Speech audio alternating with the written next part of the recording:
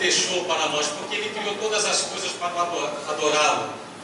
A natureza testifica de Deus, a natureza glorifica a Deus. Quando você lê o Salmo 104, aqueles 35 versículos, você vê que ele glorifica ao Deus Todo-Poderoso, porque Ele deixou a sua assinatura na natureza. Porque a natureza é uma obra de arte, a criação é uma obra de arte. E todo criador, todo artista, ele assina a sua obra, assina o seu projeto. E Deus ele fez, a Trindade está expressa na criação. Você vê quando você compra um quadro, um Monet, um Caravaggio, um Picasso, um Michelangelo, ou mesmo uma escultura, um Aleijadinho, eles assinam. O arquiteto, o engenheiro, quando faz o seu projeto, ele assina. Assim é o nosso Deus. A natureza expressa a Trindade. A Trindade está em toda a natureza, porque ela testifica de Deus, porque ela glorifica ao Deus Todo-Poderoso. E toda vez que eu busco mais, que eu leio a palavra, que eu vou buscando também nas coisas seculares, como suporte, que nada substitui a palavra, eu fico mais encantado com esse Deus, porque Ele deixou tudo pronto e deixou uma regra para nós seguirmos. Ele nos ensina a andar em todos os segmentos da sociedade, a começar a tratar conosco mesmo, através da sua palavra. Ele fala conosco, Ele nos ensina, mas você tem que querer ler a palavra, se entregar, ouvir, buscar, porque senão não vai adiantar nada. Quando você faz isso, você se encanta com esse Deus. Você vê que Ele está expresso em toda a criação, a começar pela nossa vida, que nós somos a imagem e a semelhança. Não na essência, claro, porque Deus, Ele é único, mas Ele expressa a sua glória, a sua maravilha em todas as coisas. Abra em Romanos capítulo 1.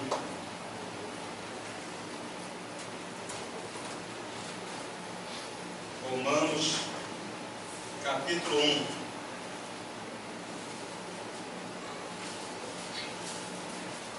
Amém? Todo mundo achou Romanos?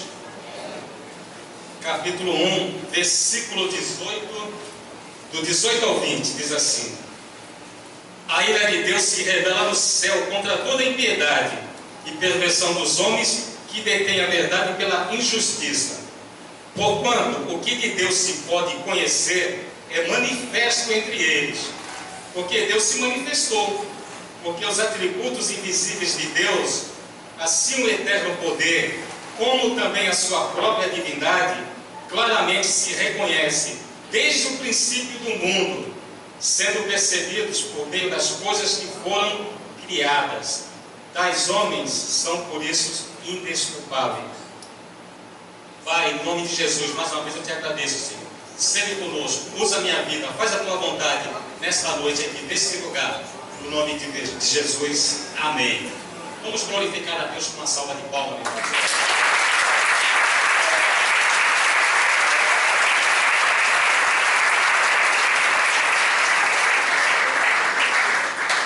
Esse Deus é maravilhoso. Então, não há desculpa para aqueles que dizem que não conhecem, porque a natureza testifica de Deus. Como eu já falei no começo, porque a própria palavra que diz isso, ela testifica esse Deus poderoso, porque há um Criador, há alguém que criou todas as coisas com perfeição, antes de colocar a sua obra-prima para reinar sobre todas as coisas. Primeiro ele estabeleceu tudo, ele criou tudo, colocou tudo no seu devido lugar, para depois colocar o homem, para que ele reinasse, para que ele dominasse sobre todas as coisas. Então tudo está no seu lugar, tudo está em perfeição, porque Deus ele é perfeito, Ele não cria nada pela metade, nada é imperfeito. E por isso que a natureza glorifica, testifica a Ele, porque, como eu falei no começo, a Trindade está expressa em toda a criação.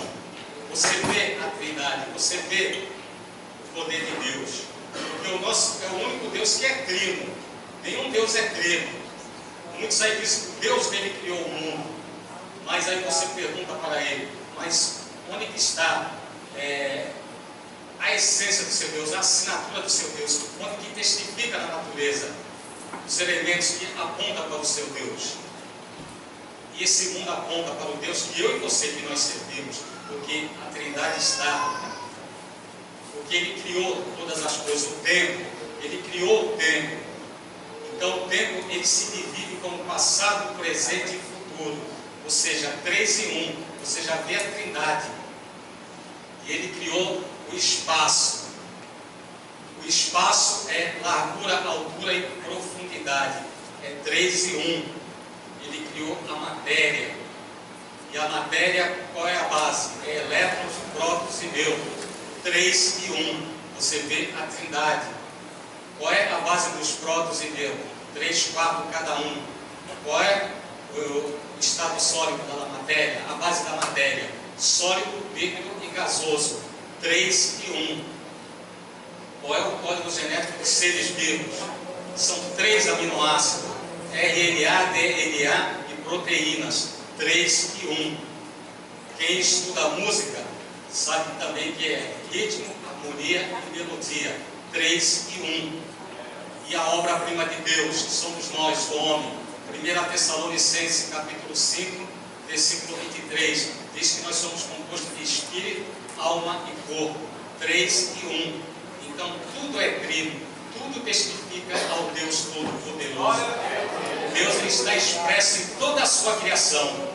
O nosso único Deus, meu irmão. Não há outro Deus que está expresso na criação, porque a natureza ela é trina. Ela testifica de Deus. Como eu falei na abertura do culto, tem um físico, ele é brasileiro, ele é cristão, ele trabalha na NASA, e ele tem estudos maravilhosos sobre Deus, sobre a criação, sobre a natureza, e tem um livro dele muito bom, Como Tudo Começou, Gênesis 1 e 2, da editora Fiel, é Adalto Lourenço. Ele é tremendo, meu irmão.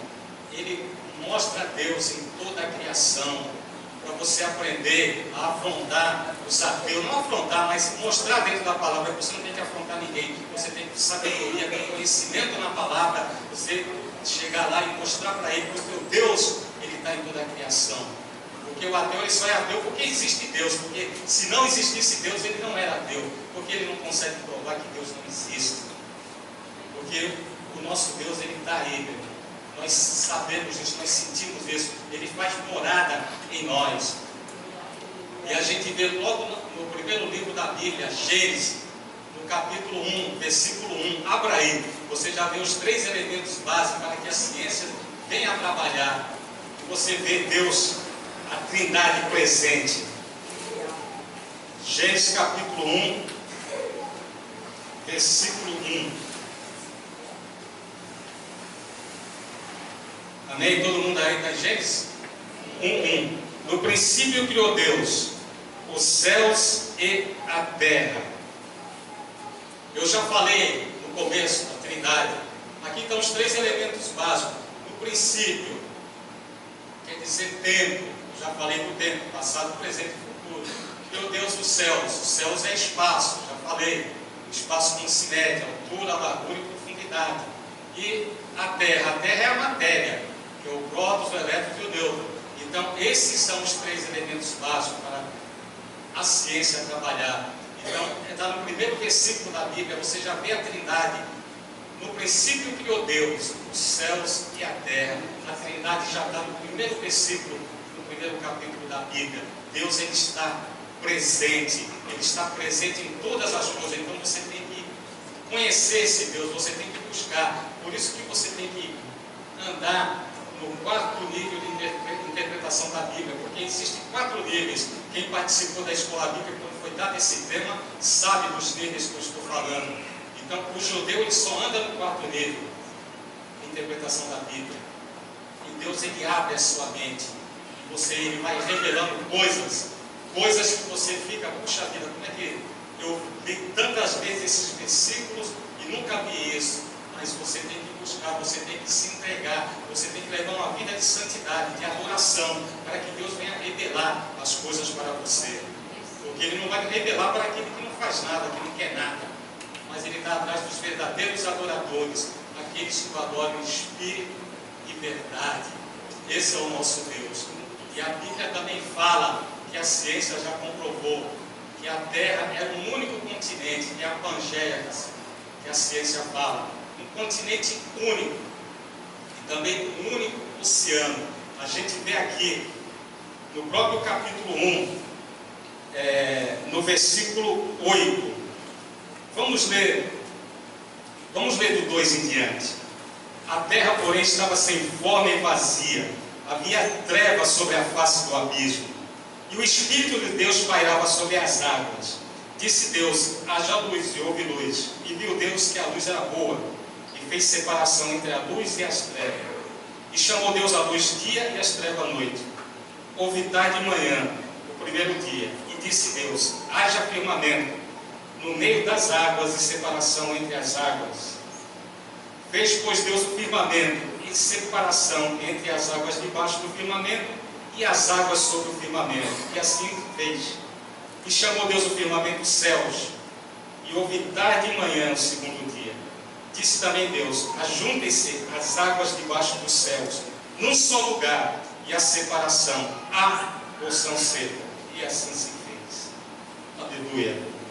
A porção seca era um único continente, uma única terra, porque se fosse as porções, no plural, aí seria esses continentes que existem hoje, mas é a porção. Então, é a Pantalaça, a Pantalaça não, a Pangeia. A Pantalaça é um mar único, o único mar que existia. Então, é a Pangeia. Então, a porção seca.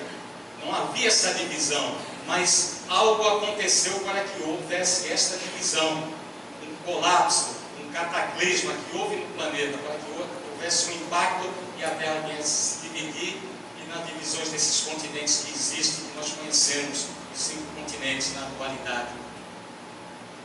Isso abalou o globo, o planeta Terra. E quando você vê aqui também, que ele fala dos céus, no primeiro capítulo, no primeiro versículo, criou Deus os céus. Então, Deus, ele habita no terceiro céu, como está lá em 2 Coríntios capítulo 12, versículo 2. Mas ele criou os céus, ele criou mais 2 céus, ou seja, existem 3 céus, porque Deus é trino, ele estava montando a sua criação. Então, a Trindade está expressa na criação. O primeiro céu que nós vemos, nós sabemos, é o céu atmosférico, isso que a gente vê, as nuvens. E o segundo céu é o céu estrelar, o céu das estrelas, onde tem os planetas.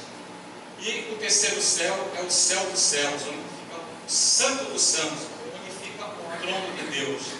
E a ciência, ela dá o nome para isso, do primeiro céu, de céu de Aronos, que é o primeiro céu, o céu atmosférico que eu já falei. E o segundo, ela fala que é o Mesorâneo, o terceiro céu, que a astronomia, ela estuda as estrelas, os planetas. E o terceiro céu é o céu Eparâneos, que é o céu dos céus, onde está o trono de Deus. Esse é o nome científico que a ciência usa para nomear o céu. E assim também a crosta terrestre, a terra, a profundidade da terra também se divide em 3, porque Deus é trino. Deus, ele está em toda a sua criação. E a primeira camada, que é 70 quilômetros abaixo, a Bíblia fala que é o lugar de tormento, onde você vê lá em Lucas 16, a partir do versículo 19, daquela história do rico e Lázaro.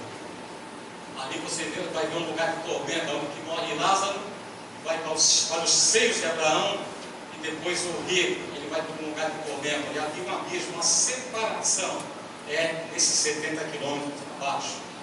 E abaixo dos 70, mais 3.000 quilômetros abaixo, é onde fica o abismo, onde ficam aqueles demônios que estão presos, que vão ser soltos no dia e hora para a grande tribulação, no tocar das trombetas, no capítulo 9 de Apocalipse. E abaixo disso, onde chega no centro da terra, no núcleo da terra, o calor se aumenta mais. Ali, o líquido, o ferro, ele fica em estado líquido, como a gente vê na televisão, de vulcões, que as lavas saem aquele líquido, aquele rios de lavas correndo. É assim lá no núcleo da Terra, e um cheiro de enxofre tremendo. E dali, que sai aquele campo magnético que vai e protege o planeta Terra. Lá é onde vai ser o Geena, que é o inferno, que vai ser inaugurado em Apocalipse, final do capítulo 19, com a besta e o falso profeta. Mas a ciência dá um nome para isso. Da primeira camada, esses 70 quilômetros que é o lugar de tormento, a ciência fala que é a litosfera. E abaixo disso, os 3.000 quilômetros para baixo, que é o abismo, ela fala que é a perisfera. E o núcleo da Terra, o centro da Terra, é a barisfera. Então também é comprovado pela geologia que o planeta também é trino, tanto os céus como a superfície da Terra, o interior da Terra, o centro da Terra. Por quê? Porque Deus criou todas as coisas. Então a assinatura da Trindade está expressa na criação, porque a criação é 3 em 1. Assim como Deus é 3 em 1, a sua criação também é. É o único Deus. Tem pessoa que não entende como pode um Deus ser 3. Mas Ele é 3. A sua essência, Ele é uno. É a mesma coisa, você pega o pai de família. Em casa, ele é o marido, o chefe do lar, pai. No trabalho, ele é o profissional liberal, ele é o gari, ele é o pedreiro, ele é o funcionário público. E na igreja, ele é o obreiro. Ele é a mesma pessoa que se divide em 3, e cada um uma função separada. É a mesma coisa o triângulo. Você pega o triângulo, uma figura geométrica, ele tem 3 lados. Se você tirar um dos lados, seja a base, ele não é mais triângulo, ele é segmento de reta. Se você tirar uma lateral, seja da direita ou da esquerda, ele também não é triângulo, ele é segmento de reta. Para ser triângulo, ele tem que ter os 3 lados, mas ele é uma figura só e tem 3 lados. É que nem o cubo também. Para você medir o cubo, você é 1 vezes 1 vezes 1, que é igual a 1, mas ele é 1 só. Nós temos que fazer 1 vezes 1 vezes 1. É a mesma coisa o nosso Deus, ele é trino. Na essência ele é uno, que se divide em 3 pessoas. O Deus Pai, o Deus Criador, o Deus que criou todas as coisas, ele planejou. E o Deus Filho, que é Jesus Cristo, que trouxe a existência. E o Deus Espírito Santo, que vivifica todas as coisas, cada um na sua função. Louvado seja o Deus de Israel. Voltando aqui, no capítulo 1 de Gênesis, a gente vai aqui para do versículo 14 ao 18. Você vai ver que quando Deus colocou todas as coisas, os corpos celestes, cada um na sua função, para iluminar, cada um com um propósito. Por quê? Porque Deus ele é ordeiro, ele organiza todas as coisas, ele criou tudo no seu devido lugar, porque ele não ia colocar o homem num lugar que estaria de qualquer jeito, arruinado. Não, primeiro ele estabeleceu, ele criou, ele organizou. A criação ela é organizada, é diferente do que a teoria do Big Bang fala. Foi aquela grande explosão. Tudo bem, pode até ser uma grande explosão, mas alguém provocou essa grande explosão. E quem seria que provocou essa grande explosão? Mas só que, por essa teoria, as coisas vêm do desorganizado para o organizado. Não tem sentido uma coisa que estava desorganizada explodir e depois ela cai organizada. Não tem como. Porque a tendência natural da coisa é ela vir do organizado para o desorganizado. Você compra uma camisa, um sapato, um carro, compra ele novo, com o tempo ele vai se desgastando, vai ficando velho. Aí quando ele fica velho, aí você vai lá, explode ele vai cair numa Ferrari, uma BMW. Seria ótimo. É assim que funciona a teoria do Big Bang. E tem irmã que já olhou para o marido olhou para a irmã, mas isso não funciona. Vai cair no Brad Pitt, tem o Tom Cruise, tem uma Julia Roberts, tem uma Gisele Bündchen. Essa teoria não funciona. Porque quando você pega Jó, capítulo 26, versículo 7, fala que Deus, Ele estende o norte sobre o vazio, e a terra, Ele segura, suspende sobre as palmas da sua mão, ou seja, sobre o nada. A terra está suspensa sobre o nada. Isso aí são duas afirmações científicas. E na primeira afirmação científica, quando ele fala que estende o norte sobre o vazio, é inadmissível para a teoria do Big Bang. Por quê? Porque essa grande explosão, segundo ele, tudo ficou organizado. Não poderia ter um espaço vazio do norte sideral. E agora, no final dos anos 80, começo dos anos 90, a ciência descobriu que no norte sideral há um grande vazio, um grande buraco de milhões e milhões de anos-luz. E isso é inadmissível para essa teoria. Já quebrou as pernas dele. E a Terra paira sobre o nada, que é outra afirmação científica. Porque ao passar dos séculos, muitos se discutiam que a Terra era plana, que estava em cima de vários elefantes, que algo segurava, mas ela paira pelo nada, e a ciência já descobriu isso. Coisas que a Bíblia já falava há 4.000 anos atrás, está lá no livro de Jó, capítulo 26, versículo 7. Então você vê o Deus maravilhoso, Ele deixou tudo na sua palavra, mas você tem que ir lá buscar, pedir discernimento, pedir sabedoria, para depois você não ser confrontado aí na rua e não saber o que falar. Falar embasado na palavra de Deus. A ciência prova a Bíblia. Não, a ciência não prova nada. Mesmo que a ciência não provasse, pela fé eu acredito na palavra de Deus. A Bíblia só está mostrando quão desatualizada é a ciência, quão arcaica, que agora que ela está descobrindo. Porque os cientistas levaram anos, décadas para escalar a montanha do conhecimento. E quando chegaram lá, os teólogos já estavam há décadas lá. Por causa da palavra, por causa da Bíblia. E agora que eles estão descobrindo. Então não é que ela está provando a Bíblia. Porque mesmo que não provasse, pela fé eu acredito na palavra de Deus. E fico mais encantado. Quando eu for aprendendo mais, Deus vai revelando mais. E quando você fala para aqueles que vem com enxergue a palavra, e você mostra dentro da palavra, aí você quebra as pedras, ele acaba até se convertendo, como teve muitos que já se converteram, muitos ateus, que estudando sobre o dilúvio, e descobriu que tudo aquilo que aconteceu estava na Bíblia. Não, mas isso está na Bíblia, e acabou se convertendo, porque a Bíblia já relata todas essas coisas. E também sobre o DNA mitocondrial. Quem já ouviu falar do DNA mitocondrial? Alguém já ouviu falar? Completo. É o DNA. Todos nós, no nosso sistema, nós temos várias organelas, mas se divide em subunidades. E uma dessas unidades se chama mitocôndria, onde se tem o DNA mitocondrial. E isso é passado de geração para geração, é passado para os filhos, para as filhas, mas só a mulher que passa isso. O homem não passa essa carga genética para os seus filhos, só a mulher. Aí nos anos 90, uma pesquisadora da Universidade da Califórnia, a Rebeca, ela fez um estudo nos 5 continentes.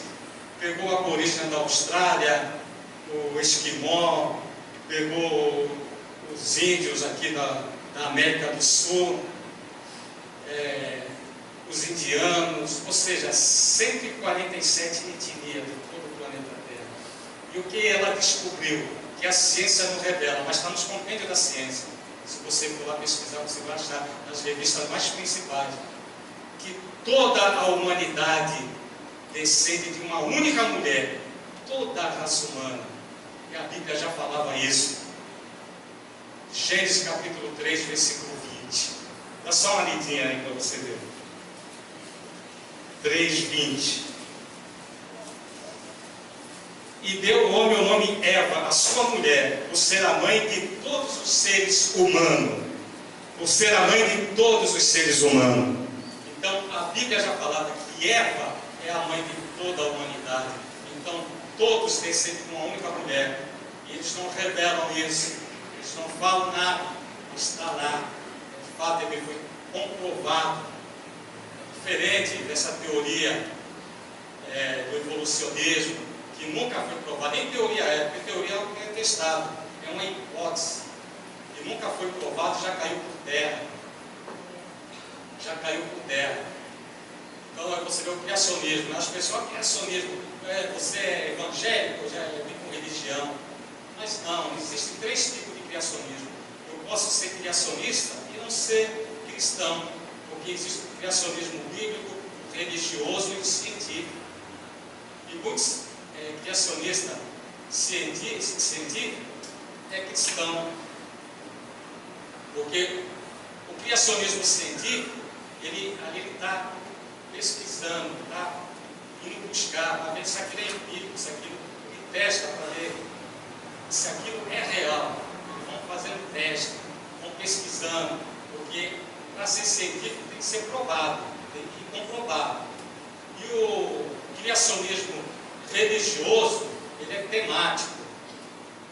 As religiões lá discutem por que uma divindade ou um determinado Deus criou as coisas. Criou para quê? Então tem essas discussões. E o criacionismo bíblico, ele não é temático. Ele é descritivo. É aquilo que a Bíblia é coisa ali que Deus colocou. Ele descreveu e ali é pela fé. Deus criou todas as coisas e tudo é provado através da natureza. Então, pela fé, eu acredito no Deus Todo-Poderoso. E é provado pela natureza, porque a natureza dá testemunho desse Deus maravilhoso. Não tem como. Então você tem que saber isso. Eu até citei o caso da Cauane, da outra vez, filha da Kátia, que a Kátia veio falar comigo que ela estava com um problema. Professor, acho que era de filosofia, né, Kátia? Ia dar uma prova sobre evolução e não queria que nada de criacionismo. O professor nem sabia disso. E existem 3 tipos de criacionismo. Aí eu até falei para ela, então eu falei, pô, já na cara ele fala, vai na direção que não se cair, porque ele não pode, ele está impondo o negócio. Eu tenho que ser crítico, eu não posso aceitar. Eu falei, não, não dá fala comigo, porque ele estava na carne. Aí eu falei para ela, escreve aí, ó. Eu fui ditando para ela sobre a teoria. Que teoria é? Eles nem sabem, é uma hipótese. O evolucionismo. O evolucionismo, as coisas para evoluir, outras têm que desaparecer. O homem vem do macaco, mas o homem não vem do macaco, porque essa teoria diz que homem e macaco eles evoluíram num ancestral em comum. Então, aí eu citei isso aí do macaco. Então, essa espécie teria que sumir. Essa teoria já caiu por terra. Por quê? Tinha até sentido. Porque a quantidade de gente que tinha nos animais é a mesma que tinha no ser humano. É a mesma coisa, a mesma quantidade. Então tem sentido. Mas nos anos 80, os pesquisadores americanos descobriram que o ser humano ele tem um gene a mais. Um único gene que faz a diferença. Um único. E isso aí já quebrou as pernas do evolucionismo.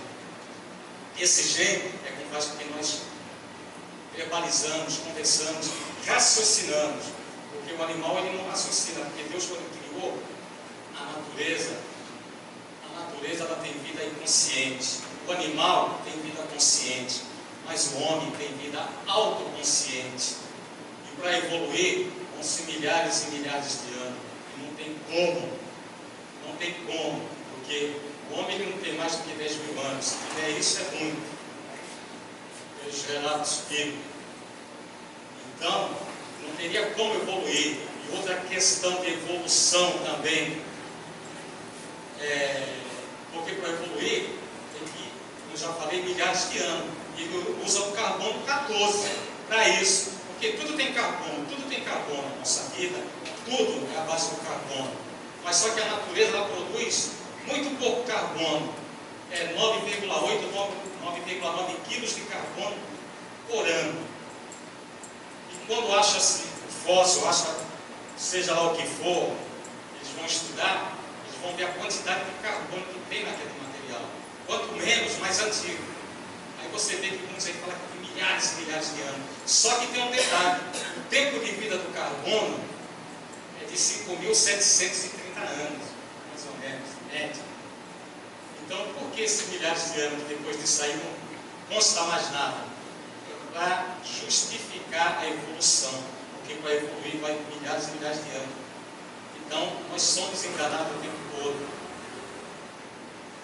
Muitos aí, está vindo à tona, se você pegar as revistas de ciências, aí, as revistas que registram todas as experiências, os relatos, você vai ver cada barbaridade, cada coisa, muitas teorias caindo por terra, que nem o Homem-Mídia, a Lucy, o Homem de Java, todos já caíram por terra, essas teorias, não divulgam nada disso, porque senão vão ter que reescrever a história. É isso que nós aprendemos na escola, na faculdade, estudamos para concurso, coisas que estão sendo enganadas. Está vindo à tona, mas eles não revelam. E aqueles que entendem na ciência, eles cortam verbas. Isso é a realidade. Mas nós temos que saber disso, nós temos que passar a mostrar, e quando formos confrontados, nós, embasados na Bíblia e com conhecimento secular, você vai lá e mostra. Você quebra as pernas, as pessoas têm que ser impactadas com o poder da palavra de Deus. Não é você discutir, brigar, não, mas com sabedoria. Por isso que você tem que conhecer a palavra, porque o Espírito Santo vai avivar a sua mente. Louvado seja o Deus de Israel. E a Bíblia também mostra, relata, onde houve o primeiro ato cirúrgico, a primeira anestesia geral, a primeira clonagem, a primeira engenharia genética, a primeira plástica, aqui em Gênesis capítulo 2.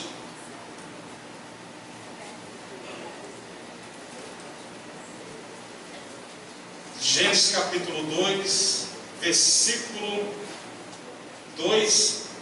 21 e 22, diz assim: Então o Senhor Deus fez cair pesado sono sobre o homem, e este adormeceu, tomou uma das suas costelas e fechou o lugar com carne. E a costela que o Senhor Deus tomara ao homem, transformou-a numa mulher, e lhe a trouxe. Louvado seja o Deus de Israel.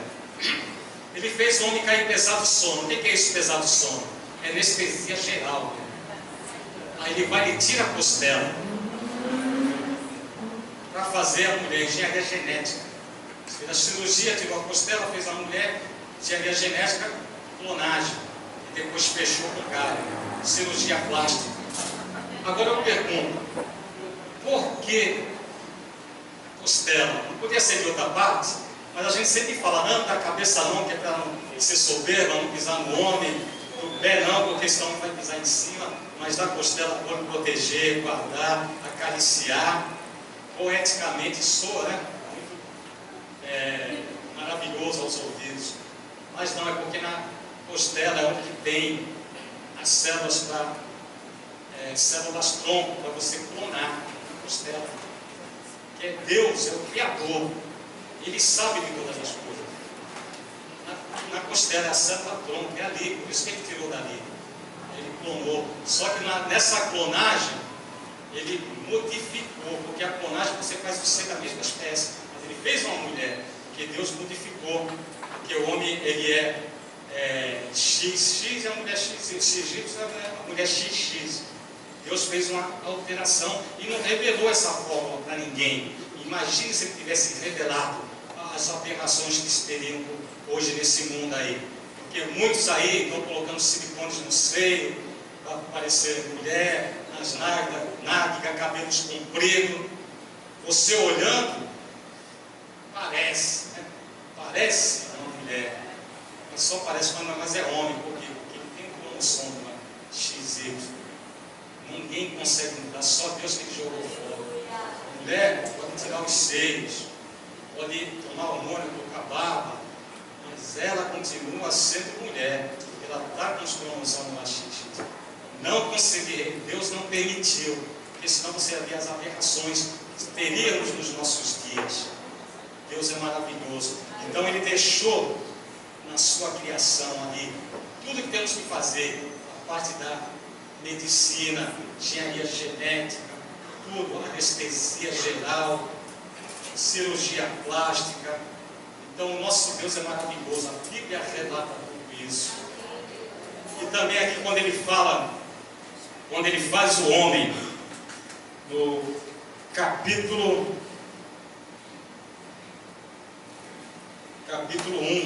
1 não. Capítulo 2,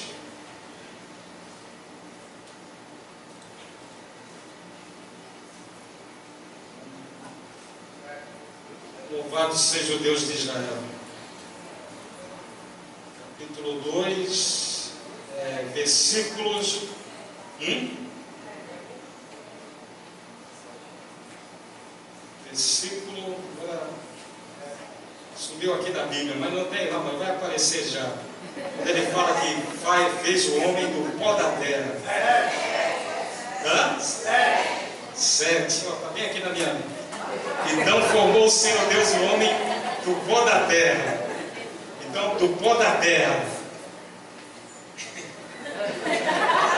Muita informação. É o grau. Pó da terra. Então, ele fez o homem do pó. O que é o pó? O pó é a menor partícula da terra. E essa menor partícula da terra, como que a ciência chama disso? É o átomo do Sol.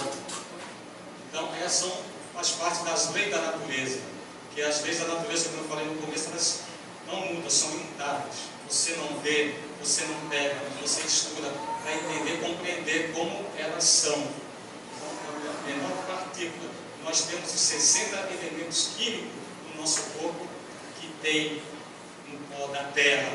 E é o engraçado que eles fazem pesquisa, trazem terra da Lua, de Marte, em alguns planetas para pesquisar. E nenhuma terra desses planetas tem os elementos químicos para fazer homem, só tem aqui no planeta Terra. E a ciência não tem culpa disso. Só no nosso planeta que tem pó da terra, o solo, o átomo do solo, para fazer o homem. Louvado seja o Deus de Israel. Eu falei do continente, da Pangeia, do cataclisma, que houve para ver a separação dos continentes. A gente vê aqui em Gênesis mesmo, capítulo 7.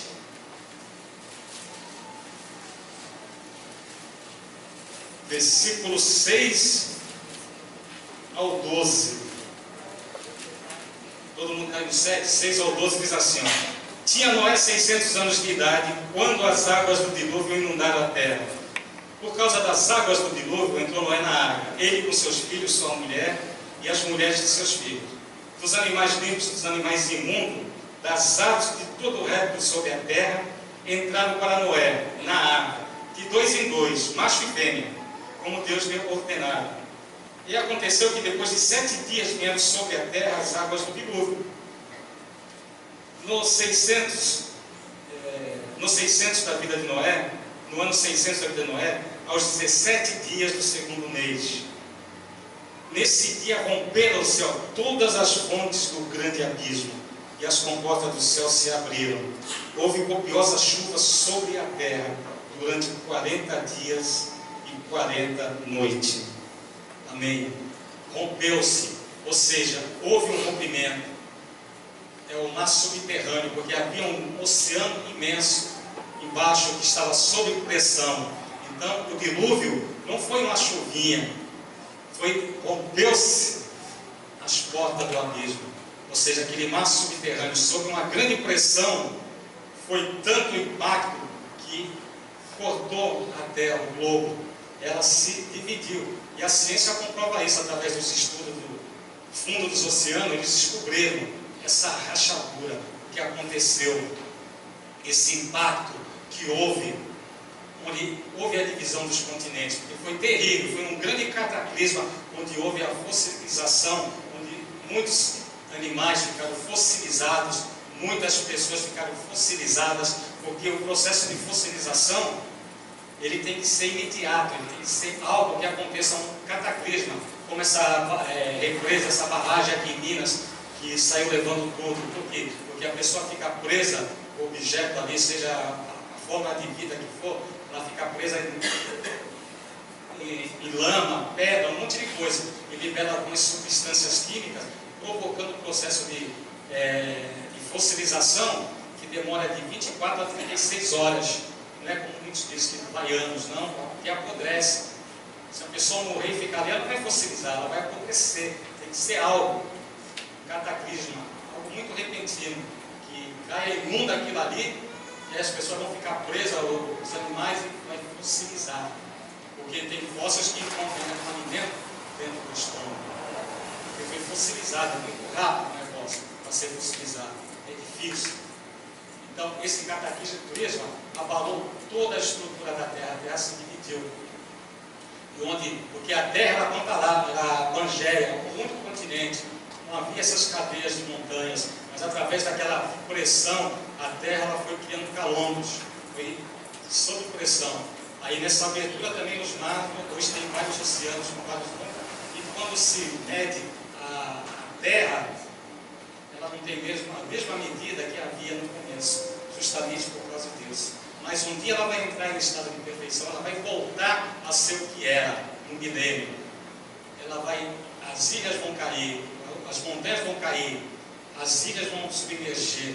Isso está lá em Apocalipse capítulo 6, a partir do versículo 12.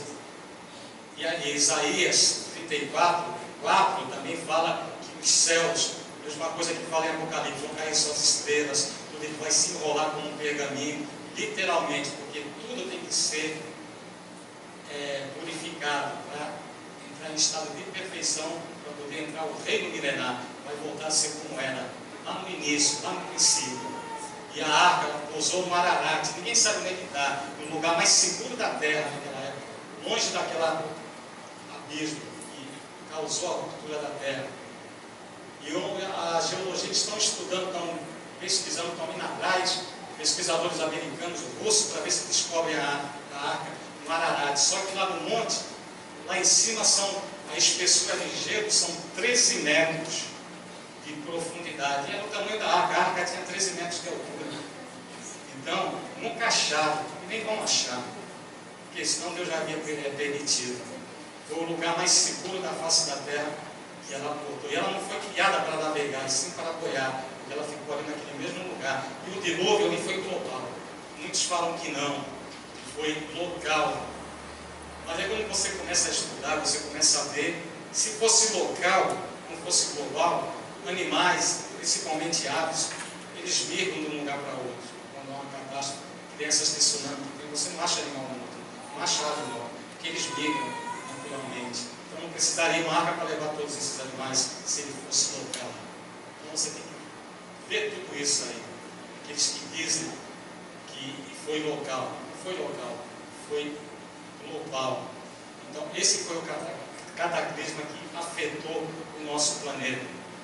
E muitos também, mas que causou isso não foi a queda de Satanás que matou os dinossauros. Aí vai ter um problema teológico muito grande. É a morte entrando antes do pecado. Se o problema da morte foi a consequência da morte foi o pecado trouxe a morte. E o homem viveu com os dinossauros. A paleontologia, a geologia, tudo isso comprova. Há pegadas de homens e dinossauros na mesma pedra. A história comprova isso. O homem viveu morrido.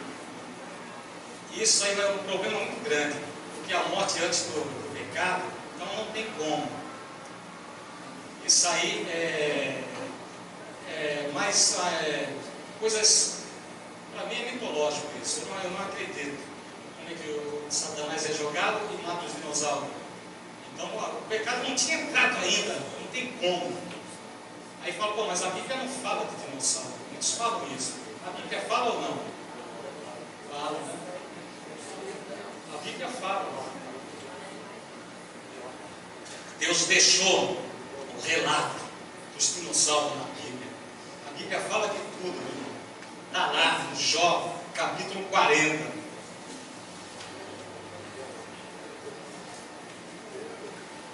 Jó 40, a partir do versículo 15. Todo mundo achou?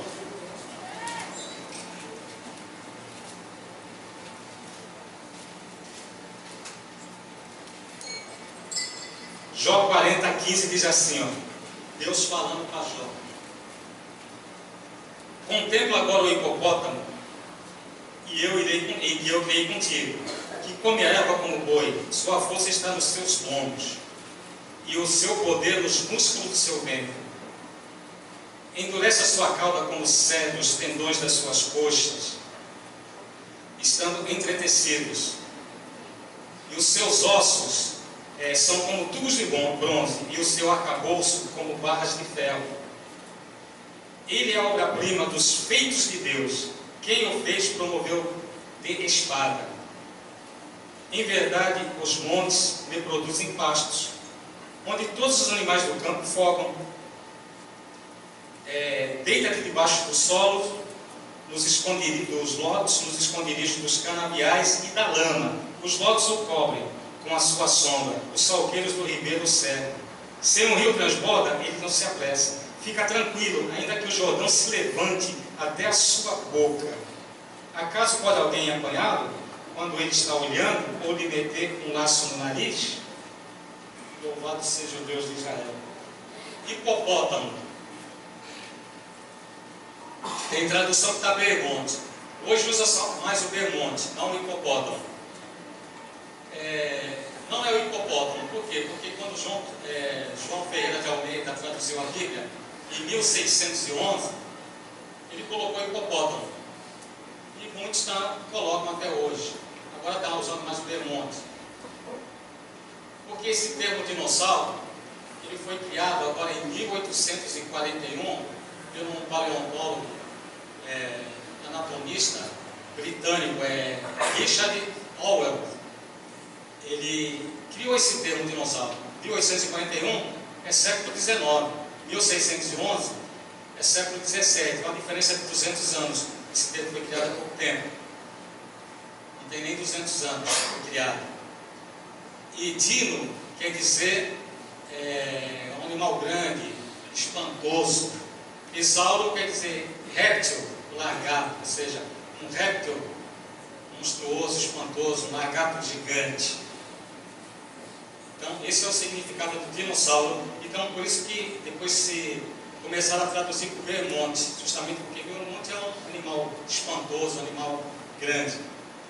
Mas Jó, aqui quando Deus fala para ele aqui, logo no 15, contempla. Aqui o verbo contemplar, em hebraico, quer dizer ver. Ver. Aqui ele fala hipopótamo, mas esse réptil que eu fiz contigo.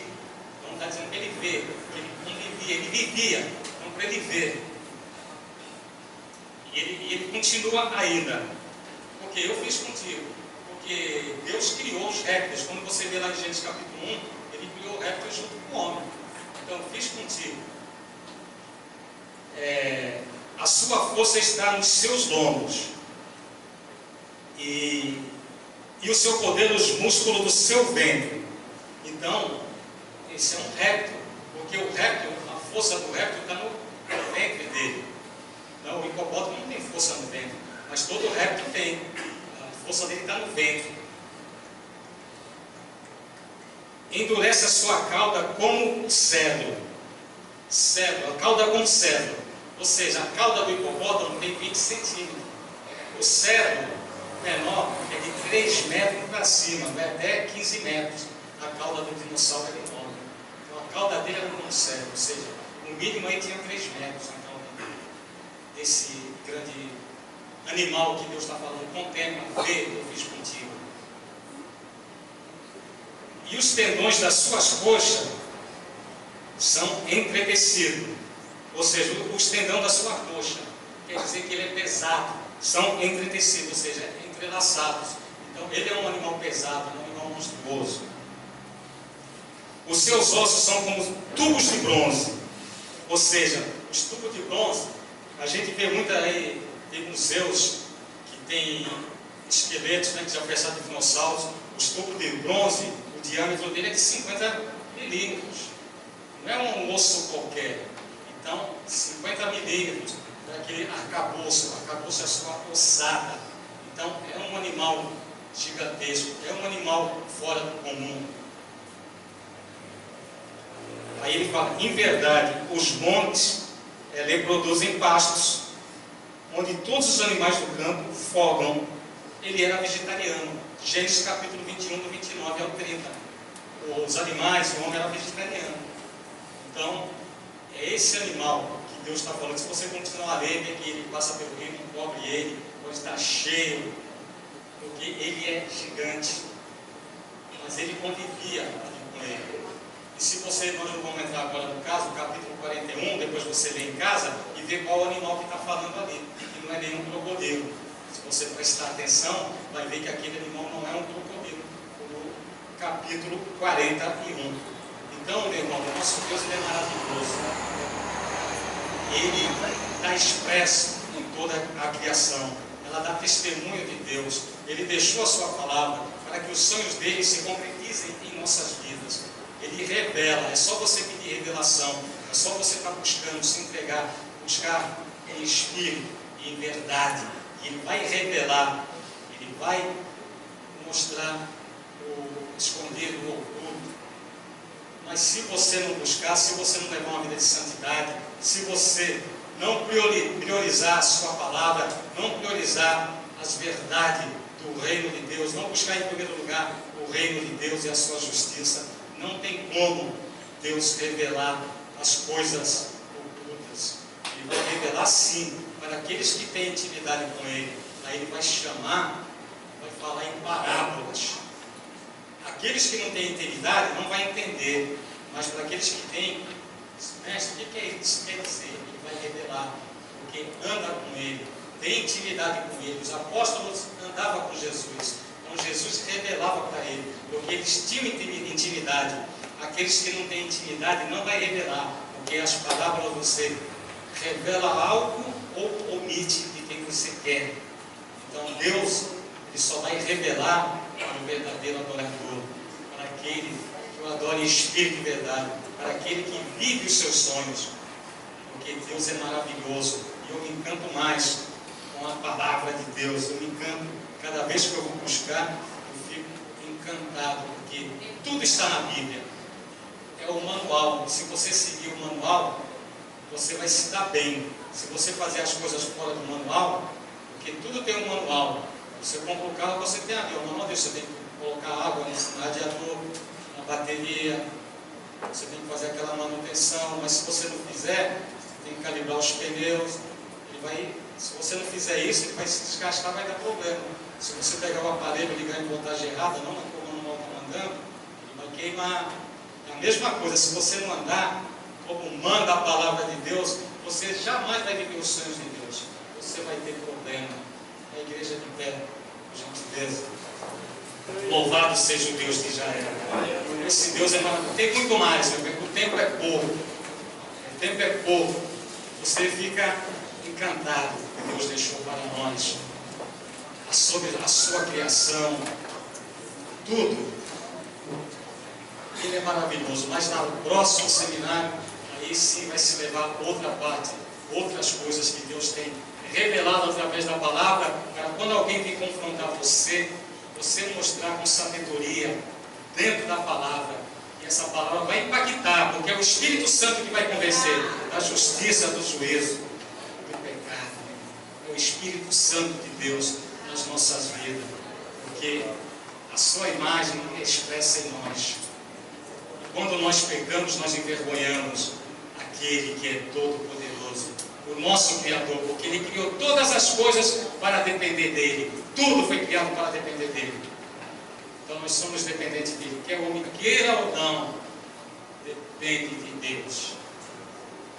Antes de passar para o pastor Elias, para estar encerrando, eu vou estar orando. Pai, em nome de Jesus, Senhor, obrigado. Obrigado por esse momento, Senhor. Que essa Tua palavra comece, Pai, a impactar, começar pela minha vida, depois a vida de cada um, para que cada um venha ser usado como obreiros e obreiras aprovados, Senhor. Que não tem que se vergonhar e maneje bem a Tua palavra, Senhor, para que venha se apresentar diante de Ti, Senhor. E também não ser confundido com ventos de falsas doutrinas, Pai, porque estão pregando muitos falsos evangelhos, Senhor. Mas quando a igreja é alicerçada na rocha, na Tua palavra, Senhor, nada vai nos confundir. Obrigado, Senhor, no nome de Jesus. Amém.